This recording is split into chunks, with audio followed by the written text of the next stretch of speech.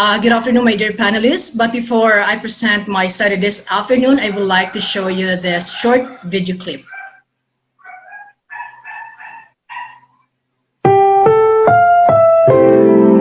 Ang programang ito ay rated SPG. Striktong patnubay at gabay ng magulang ang kailangan. Maaaring may masiselang tema, lengguwahe, karahasan, sexual, horror o droga na hindi angkop sa mga bata.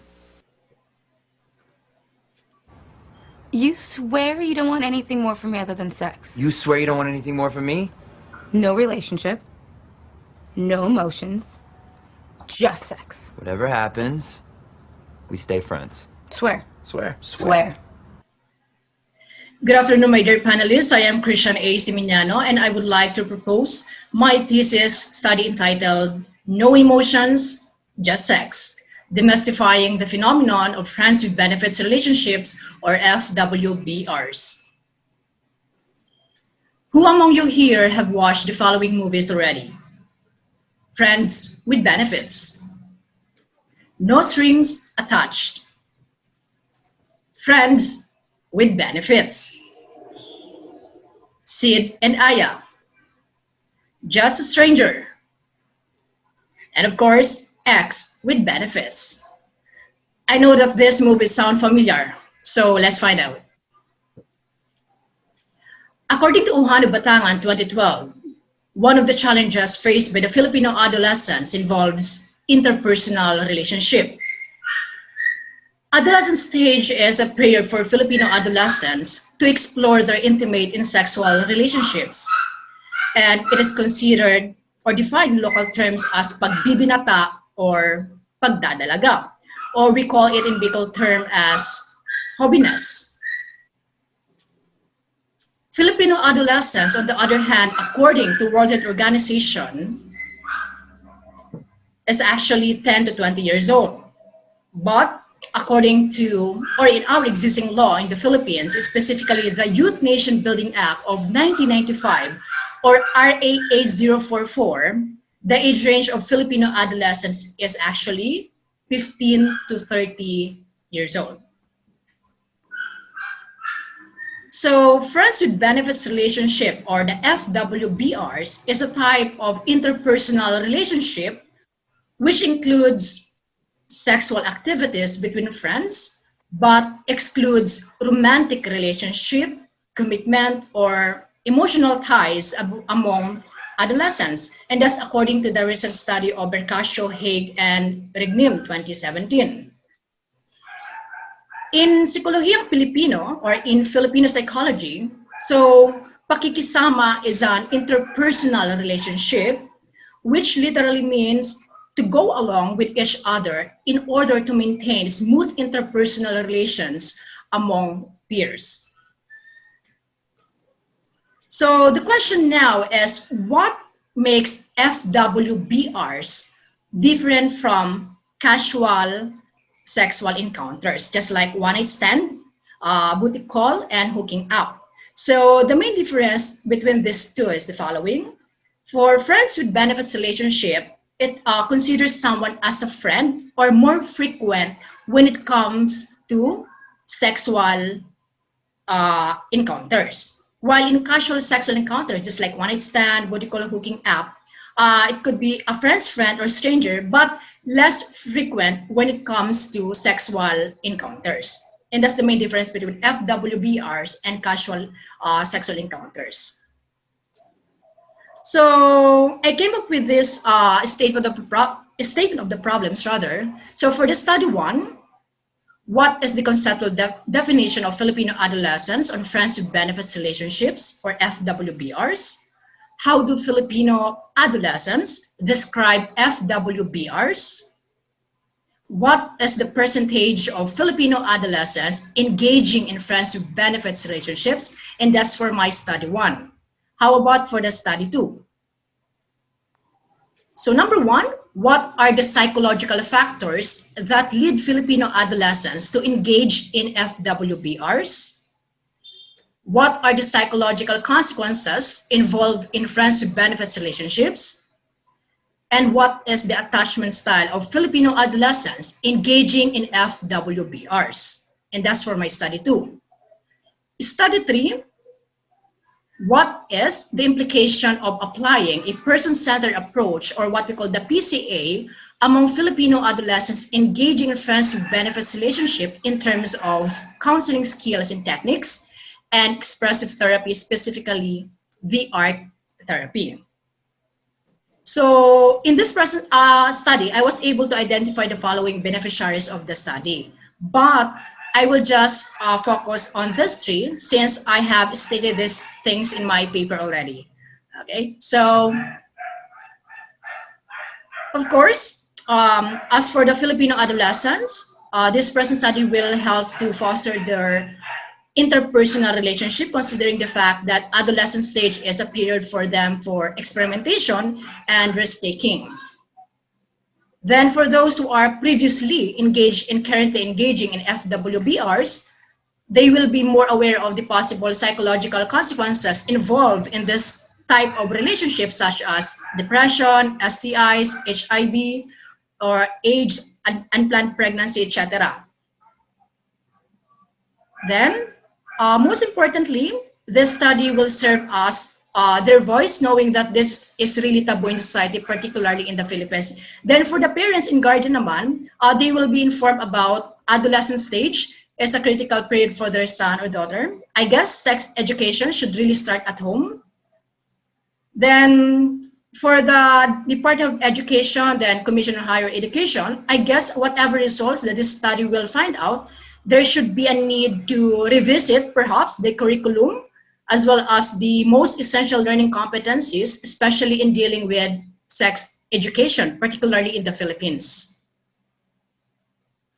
Then how about the review of related literature and studies of this present study? I will not discuss this further, especially the Western literature and studies, but I will just focus on this one po in the Philippine context po, since that is the main goal of this study. Since within 10 years lang po yung hinanap ko, but I started po noong 2009, Philippine Literature Studies po related sa FWBRs. Combination po ito ng published and unpublished literature and studies po. So, si Di Irala po et al. 2009, from 2009, what they studied was perceptions on relationships, love, and sexuality. Yun po yung focus nila. Kay Uhano Batangan naman, 2012, yung concepts of pag-ibig, love, and pagnanasa, as well as sexual risk. Yung kay Miriam Pignamato 2012, yung understanding FWBRs and those involved. Yung kay De Jose naman po 2013 rather, yung sexual attitudes and behaviors naman po ng mga Filipino adolescents. Kay Berkasio naman po, kay Haig and Rignim 2017, they focus on the psychological consequences and personality traits po yung pinag-aralan nila. At yung pinaka-recent po na nahanap ko is yung kay Briones and Magno po, is what they did was they studied about transition from being friends with benefits into romantic relationship. So this literature studies po ay published and unpublished po in the Philippine context. So far, ito lang po yung nahanap ko sa Philippines po, na published and unpublished po. Then, how about the gap to be bridged by the present study? So, after scrutinizing the previous literature and studies, I came up with this one. So, since yung previous studies po sa study 1 had focused on sexual perception and attitudes, yung present study po na ito sa akin, I will determine the conceptual definition and description on friends with benefits relationship po in the Philippine context po. Then, study 2, previous study po, they studied on personality traits of individuals engaging in FWBRs. And in this present study po, I will further scrutinize the attachment style of individuals engaging in FWBRs.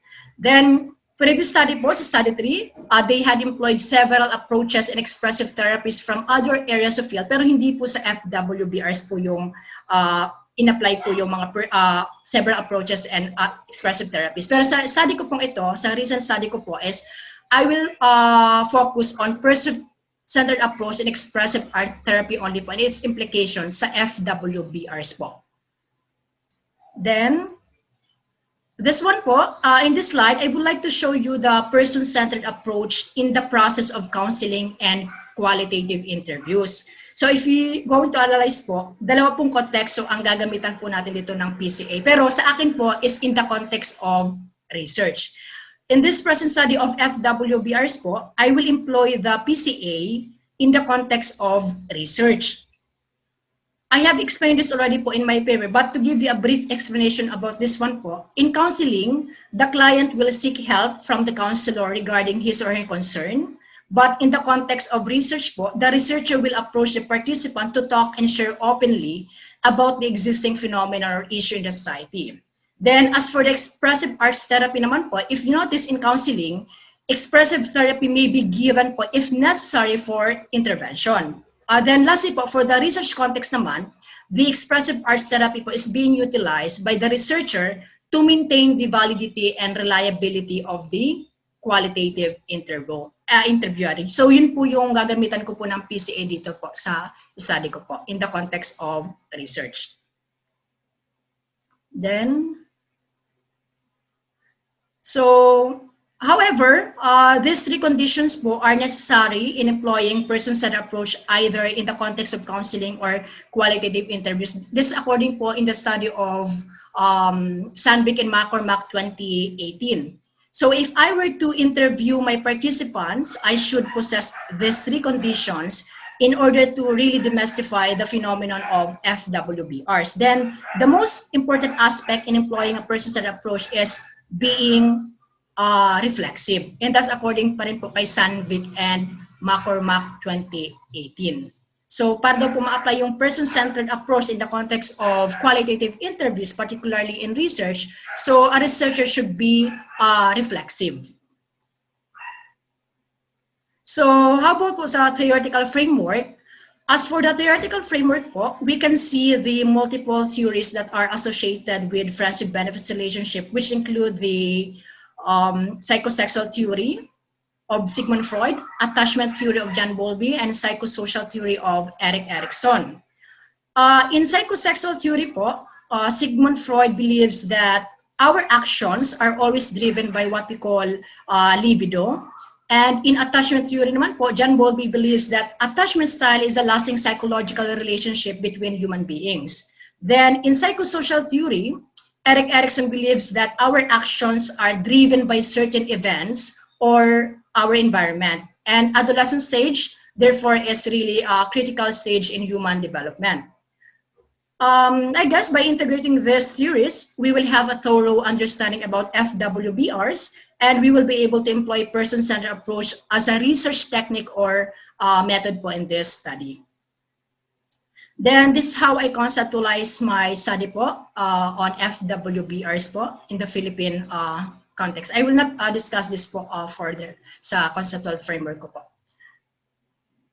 Then how about po the research design method? As for the research design method po, I will be employing the multi-method design. So what do we mean po by the multi-method design? Hindi lang po siya qualitative, hindi lang po siya quantitative or mixed method, but combination of those. That's why I have study 1, study 2, and study 3 po, which relatively complete on their own po.